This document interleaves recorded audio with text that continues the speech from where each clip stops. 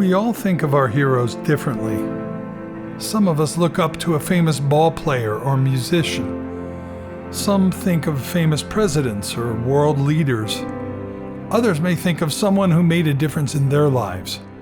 A mother, a father, maybe a teacher. But in most cases, we all have someone who inspires us to do more, to be better.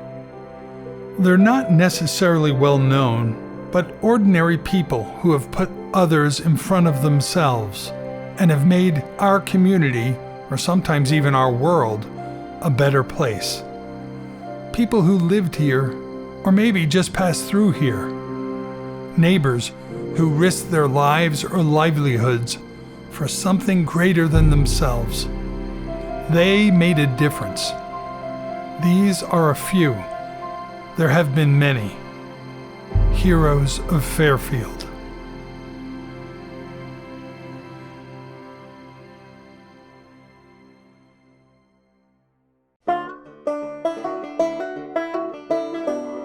Fairfield has always had heroes, but there are times in our town's history that are less well known, and so those heroes have gone uncelebrated. One such time is the 1830s, when the original settlers began moving here, to the 1860s, when the Civil War raged on. That time found our town really at the cross-current of our country's most pressing and most divisive social problem, slavery. We've uncovered through our research, with the help of state historians, with the help of acclaimed authors, and with our own local research team, the stories, the circumstances, and the people who deserve to be called heroes of Fairfield during this special time in our town's history. 1837 was a massive depression. The whole country was staggered for many years afterwards. For at least 9 or 10 years, it was poverty. Money was very scarce, a lot of communal spirit, a lot of sharing. Mrs. Culbertson had a small copper kettle that everyone used to make fruit preserves with. Mrs. Moberly had a large iron kettle that everyone used to make soap with.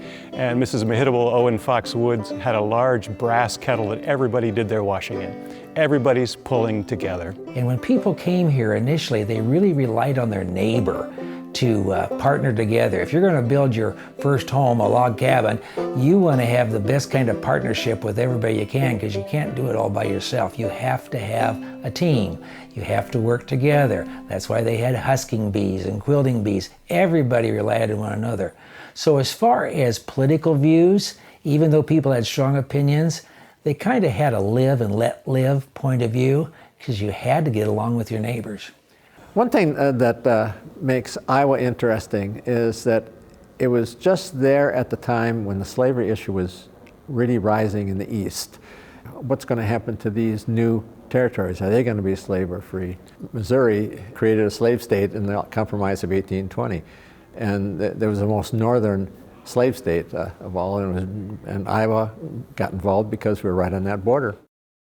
When you look at the history of the abolitionist movement across the North, Presbyterians, Congregationalists, and Quakers, they based their anti-slavery beliefs on how they interpreted the Bible to say slavery was a sin. And this was tremendously influenced by the so-called Second Great Awakening, or the Great Revival, the great evangelical religious movement that sweeps the United States in the 18-teens, 20s, and 30s. So the anti-slavery movement has this strong religious foundation that advocated Christian opportunity for salvation to everyone, including slaves.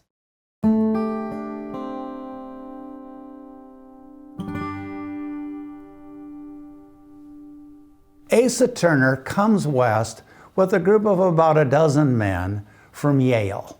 He later moves over into Iowa and becomes one of the leading organizers of anti-slavery resistance in that southeastern part of the state. Asa Turner is a true American hero.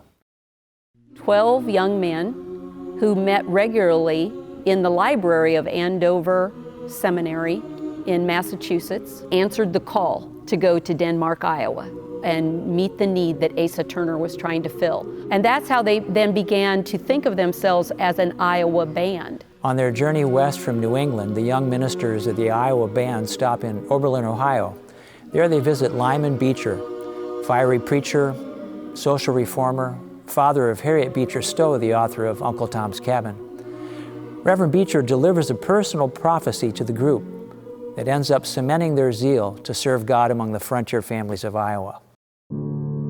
If this nation is, in the providence of God, destined to lead the way in moral and political emancipation of the world, it is time she understood her high calling and was harnessed for the work. It is equally plain that the religious and political destiny of our nation is to be decided in the West and hinges on Iowa.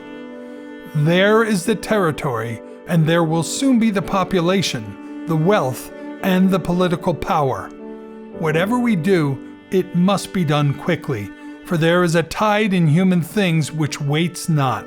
We must reveal the kingdom to the whole nation while we may. All who are alive must be enlightened and reached by the restraining and preserving energies of heaven. These are true heroes of the faith. True heroes are path makers, and they make a way for others. There is a list of places that Turner and his men have scouted all along the eastern border of Iowa. Each one just knew in their heart what community they were going to, what area. And now we recognize these towns, we know these places. One young man even just went out into the wilderness frontier. It wasn't even a town yet. He actually established a town. Isn't that awesome? To understand how Fairfield connects in the Underground Railroad, we of course have to know that runaways came from the south and went north. So they went through places like Bentonsport on the Des Moines River in their migration north. On to Salem, where the Llewellyn House is today, that's a known Underground Railroad stop, or from Harrisburg straight north to Cedar Creek that goes up into Jefferson County, and from Cedar Creek, Crow Creek that goes into Fairfield. And those would be ways that a person would find their way toward their freedom. Follow the drinking gourd. Follow the drinking gourd. For the old man is waiting to carry you to freedom. If you follow the drinking gourd.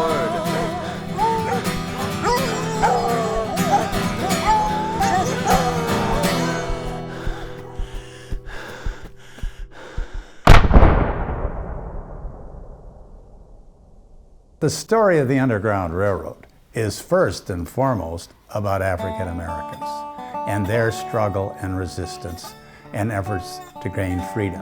Untold numbers of fugitive slaves managed to escape by means of pure wit, guile, and sheer determination on their own.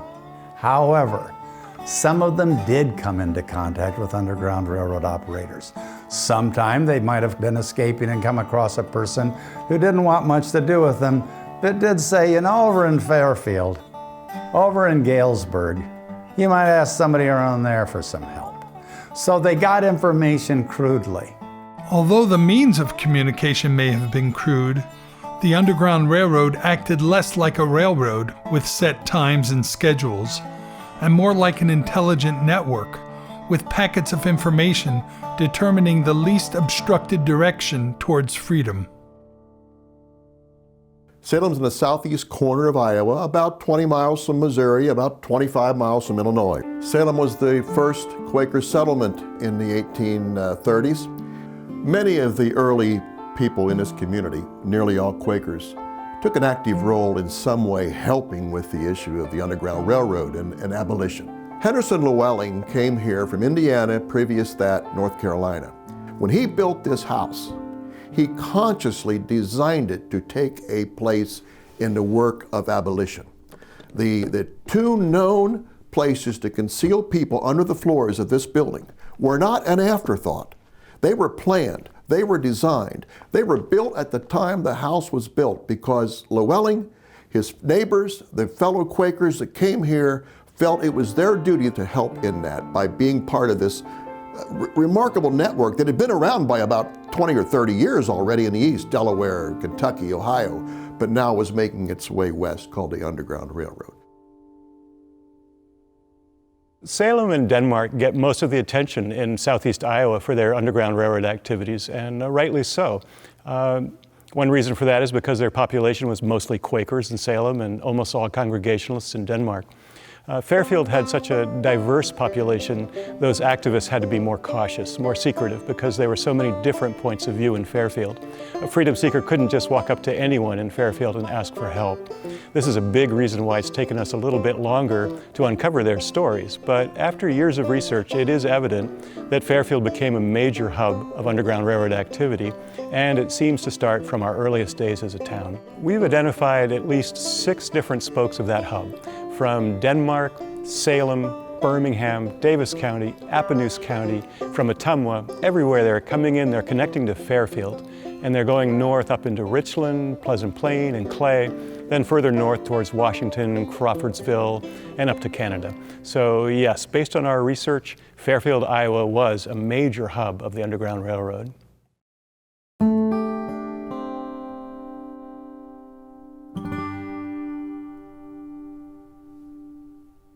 So Reed was with Asa Turner, who was the pastor at the church at Denmark. One of the things that Reed writes in his letter back to the Home Missionary Board is that he finds at Fairfield that they really are set against Yankees. And they really are disparaging me as an abolitionist.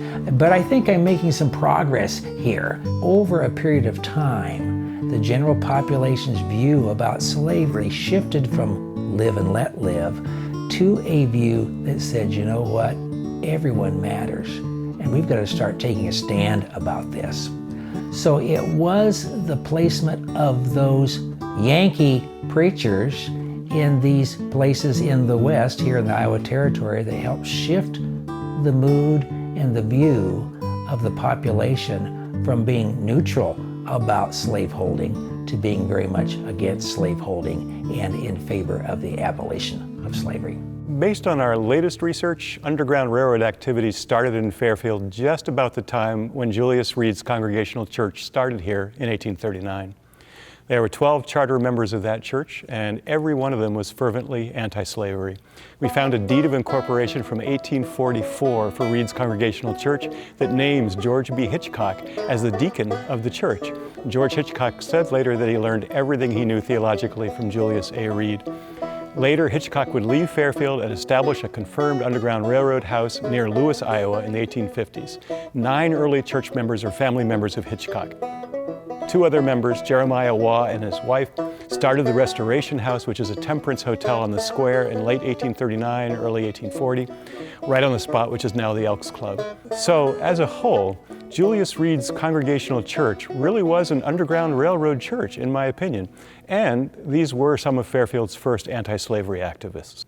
Fairfield is one of those towns in Iowa that I think represents some of that best progressive idea about the state in the late 1830s to the 1850s. You've got this idea that we can be better, we can improve this, and that does, it carries over into ideas about temperance, about equality for races, and saying how can we be better at agriculture. And if we just stay enlightened, we expose ourselves to what's best, we are going to be a better people and a better community for it.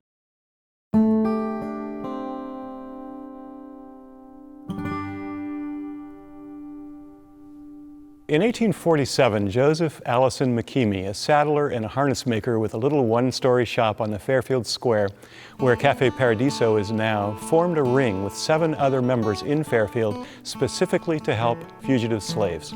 So 1847 is the first confirmed data we have of substantial Underground Railroad activities occurring in Fairfield. So the next time you're in Cafe Paradiso, give a toast to Al McKeemy, our first confirmed Underground Railroad activist. The percentage of abolitionists in the United States as a whole before the Civil War is a pretty small number.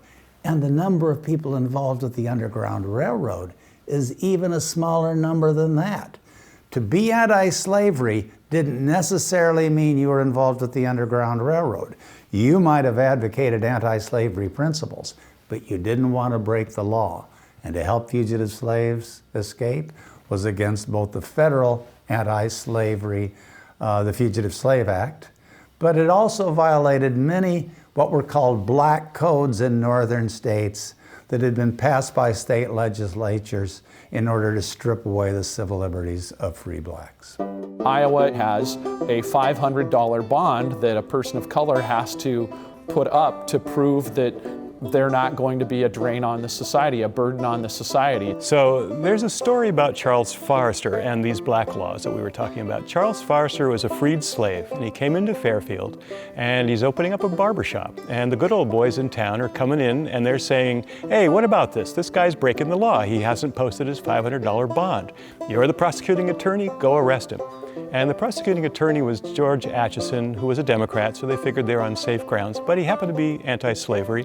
And he actually said, no, I'm not going to arrest him. And he had good grounds for not doing so, because he said essentially, this guy's been here, been in this area longer than any of us have.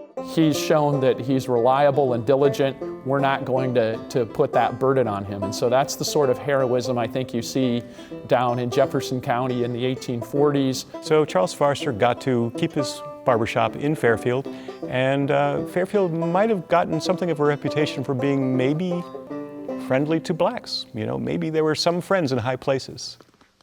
Soon word began to spread that Fairfield was on the main line.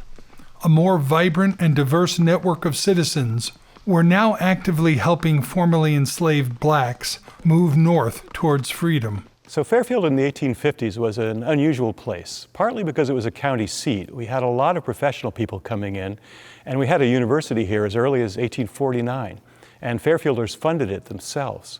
Fairfield was buzzing with all kinds of business activity. Fairfield's library was established in 1853. The first state fair was held in Fairfield in October 1854.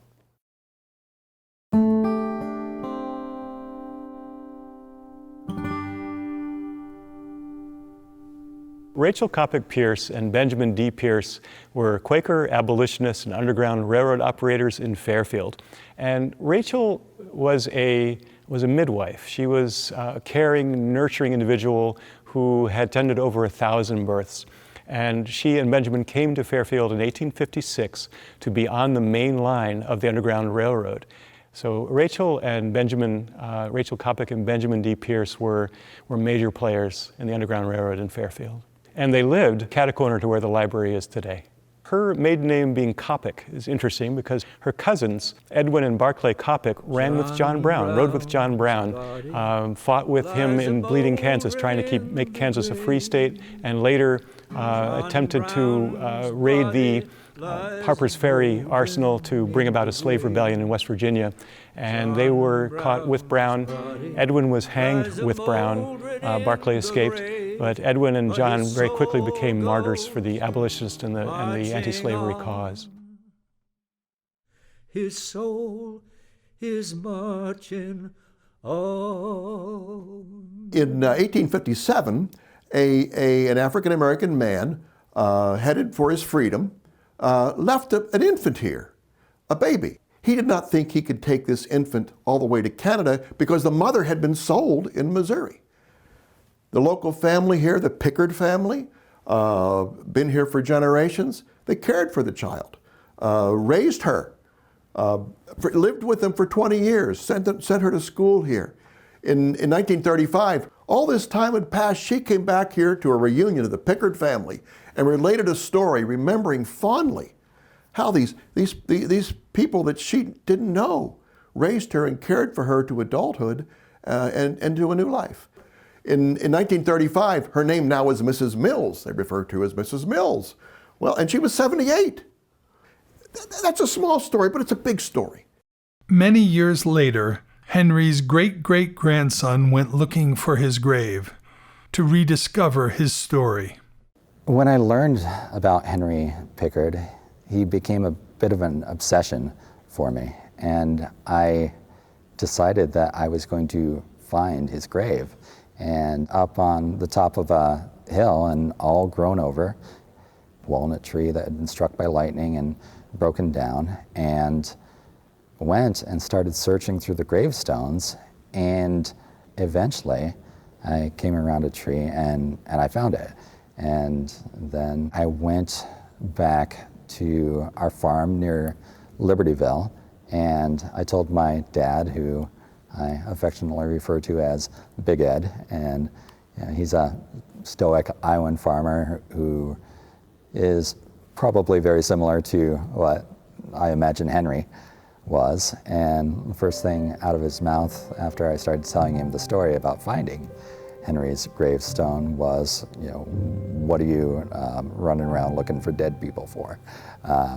Later, we were going to together clean off Henry's grave and drove to the cemetery.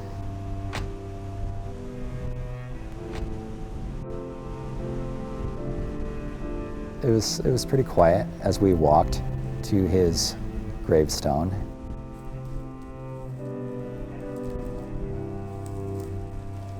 And then I pointed it out and told the story of how one of those kids was William. Then after William, there was Alec. And then Alec's son was William Alphonse, who was your grandfather, right? Yeah, Okay. Alfonso. William Alfonso, that's right. And then he was William Alphonse, who had a Raymond's son dad, named Raymond, who had a son named who was your Big dad. Ed. Then who was my dad? They say I am.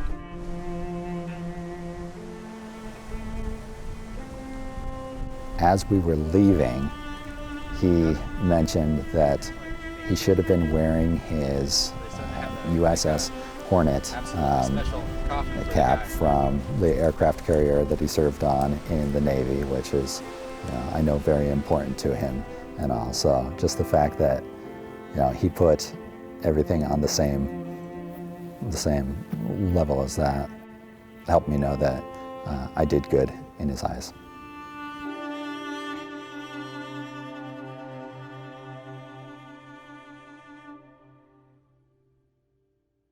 I think that Underground Railroad operators, and for that matter, abolitionists in general, are people who were on the right side of American history. In that sense, I think of these people as truly heroic figures. What made them heroes is at some point they made a decision. They were going to do what they understood to be the right thing. Even though it maybe was going to cost them something, they still made the choice. They never bragged about it, and usually didn't talk about it, because they didn't do it for themselves. They did it for someone else.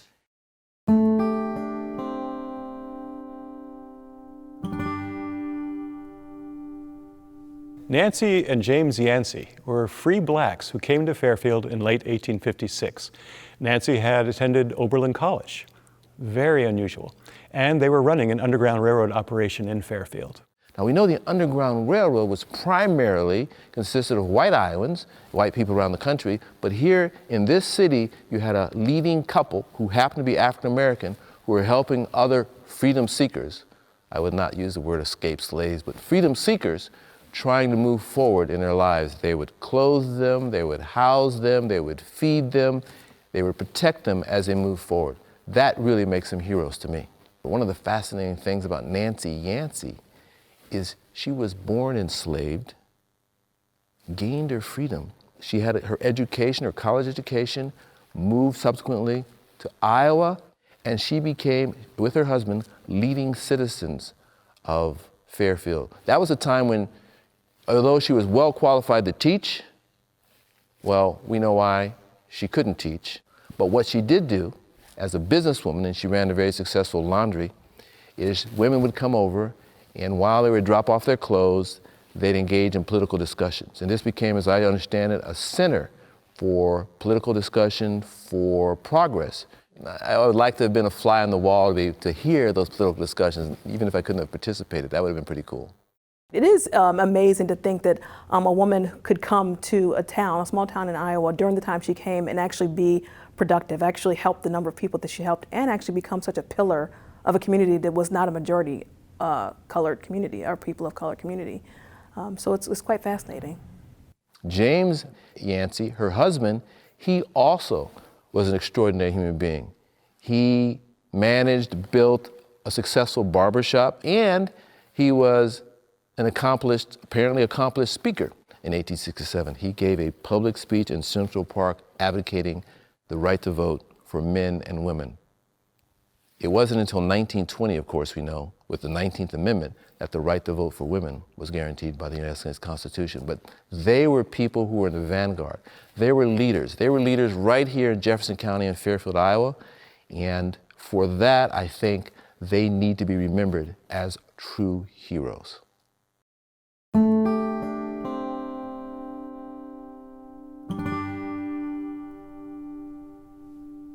Mehitable Woods took it upon herself to fill one wagon and drive it herself to help feed the boys. This was a personal response to personal requests from soldiers in the field.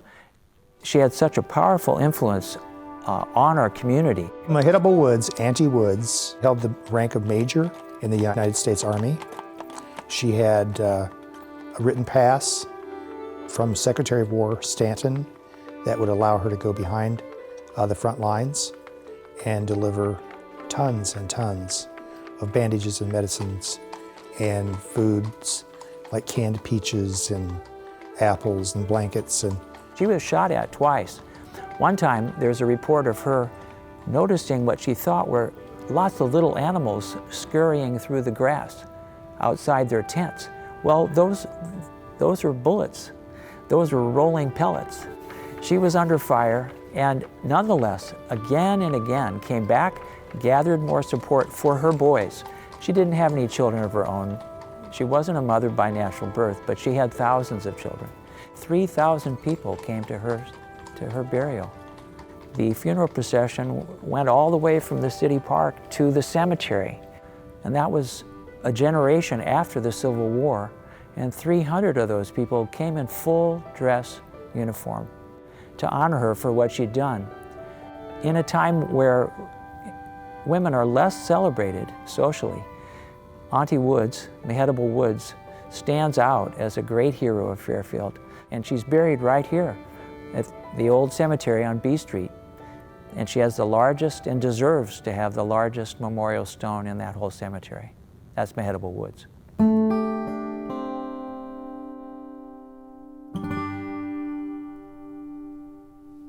Ward Lamson. Many people know that Ward Lamson was the founder of Fairfield's library. What they may not know was that he was Fairfield's first free thinker. He was a follower of Ralph Waldo Emerson, of Thoreau.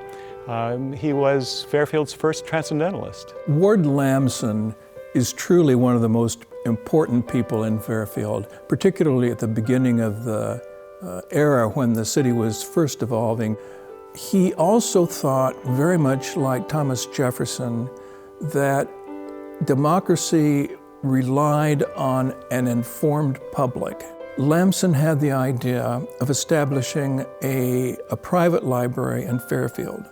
This would engender conversation among people, and he felt that discussion, open discussion about all kinds of different issues was important to advance ideas, good government for the betterment of the community.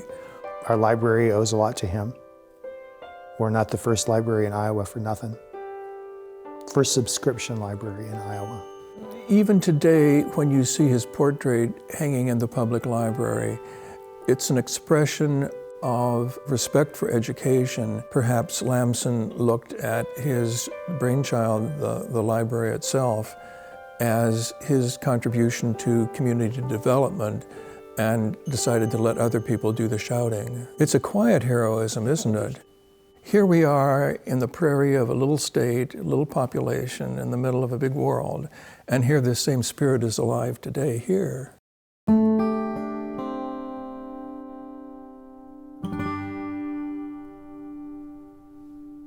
James F. Wilson. Locally, he was amazing. We owe the Wilson Block to him, which is where the Midwest One Bank is now. That whole block was his doing. The original library was in large part his doing as well. James Falconer Wilson, our representative during the Civil War, was one of the co-signers, co-sponsors of the 13th Amendment that was introduced to Congress to abolish slavery. This man was of national importance. He was very much a friend of the slave. He was responsible for a lot of the writing of the amendment that actually gave the right to vote to blacks. James Wilson was also a member of the Committee of Congress that went to the White House to give Lincoln word of his re-election in 1865. And Wilson, as a souvenir, obtained the handwritten note of acceptance that Lincoln offered. I would say he was second only to Lincoln in terms of what he did for blacks in this country. Amazing man.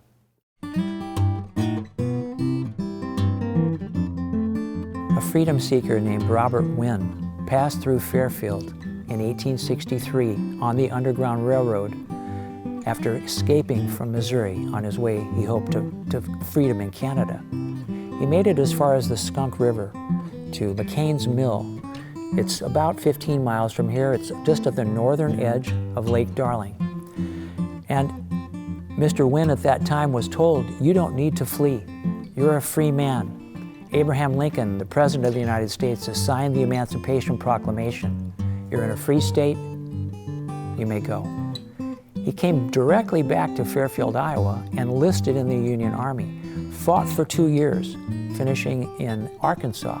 When he was mustered out in 1865, he came back to Iowa. He lived in Fairfield with his family until 1884. The Burlington Hawkeye newspaper said of Robert Wynn, he was the last man ever to ride the Underground Railroad. During the perilous times just before the Civil War, when inspired public meetings commenced promptly at early candlelighting, and loyalty was the paramount issue, a young Christian Burkitt helped his parents transport fugitive slaves through Fairfield, Iowa, and north towards freedom. When Burkitt was 74 years old, he returned to his hometown of Fairfield and wrote A Derailment on the Railway Invisible. Once almost forgotten, it is now time the people of Fairfield remembered this amazing story and discover how the actions of young Christian Burkitt and that of his parents and neighbors helped change the destiny of our country. Occasionally, as the war clouds thickened and neighbors grew suspicious of each other, my mother would hand me an old grain bag, half filled, and, if in the presence of others, direct me to salt the stock at the farm. Without comment, I received the bundle as a matter of little consequence, and whistling to keep up courage, went to the old bridge. And if no one was in sight, plunged into the wood, and at the haunted cabin never failed to find a Negro refugee. Sometimes they had been cruelly beaten, but invariably were optimistic. I was always surprised how one of these people could eat a whole loaf of homemade bread, a large chunk of cooked meat, and 6 or 8 boiled potatoes, the entire contents of the bag, and get away with it. But I never knew a failure. These were refugees from Missouri slavery, I think, but my parents did most of the thinking. Direct from the Quaker settlement at Salem, Henry County, these refugees were spirited by sympathizers and piloted to coverage among the Quakers at Pleasant Plain or Richland, thence on northeast through Iowa to Canada. Upon leaving the slaughterhouse, an hour or 2 was spent conspicuously at the farmhouse nearby. Then the old horse was saddled. A little old muzzle-loading shotgun hung by a strap reached down upon the saddle pommel. Thus equipped, I cautiously picked my way through the gathering darkness, down to the old cabin where Jim Crow, a common appellation, for to me these people all looked alike, was taken on behind the saddle. Cautiously and noiselessly, we slipped up through the woods. Sometimes the refugee would become hilarious as he imagined freedom was the next stop. But a vigorous back elbow punch, accompanied by a sharp command to shut up, painfully reminded him of the old overseer, and silence oppressive would follow. The moon came and went as the clouds floated over us one night, tempting me to indiscreetly accelerate our gait. However, we clung close to the wall of the woods, Jim Crow had just loosened his body hold as we sharply rounded a corner into the road when we came abruptly upon two horsemen engaged in earnest conversation. The reining of our horse was so sudden and violent as to set him back upon his hind quarters. Jim, taken at a disadvantage, disappeared backwards, derailed, so to speak, upon the right-of-way. The breech of the gun struck the hard roadbed, was discharged by the concussion, and sent up through the darkness a stream of fire which seemed to reach the clouds. And noise, pandemonium, holds no record over that uproar. Our horse, frightened beyond control, bounded forward, and a race was on. Persuasion and assurance finally brought him again into submission, a mile or more over the road. I had failed ingloriously. The next day, toward evening, a venerable old Quaker farmer from the northern part of the county called me out, and after looking carefully around to ascertain if we were alone, he produced my lost headgear with the laconic inquiry, "Son, is this thy cap?" "Yes, Uncle Hosea." "Well, thee should be more careful where thee hangs it up." And with this parting admonition, he drove away. Now, this was my last emergency call. As an engineer on the Underground Railroad, I had lost my run through lack of caution. What came of the colored man I never knew. I am of opinion that in the confusion, the colored man escaped unnoticed into the woods, not more than 10 feet away, and was later rescued and passed along. Well, Burkert does a great job of showing his own ineptitude in that story, which to me, as I read the story, says, yes, this story's the real deal, because he's not complimenting himself in any way. He really is saying, I was just as green and uncertain of myself as anybody else, but we did the best we could. Extraordinary acts. I think that's what makes somebody a hero, is we all live our daily lives, but somebody who takes a risk personally and says, I think it should be different in my heart, in my gut, it's the right thing to do. That's what a hero does, and that's what a heroic act is. And so today, all of us have opportunities to do the right thing. And it's important that we think it through. Why will we do what we do when the opportunity comes? And will we be ready to say yes? And will we be doing it for the right motivation? Will we be doing it not for ourselves, but for the benefit of someone else who cannot do it on their own? I think that's worth remembering. Those were heroic days, but they were not lived in vain.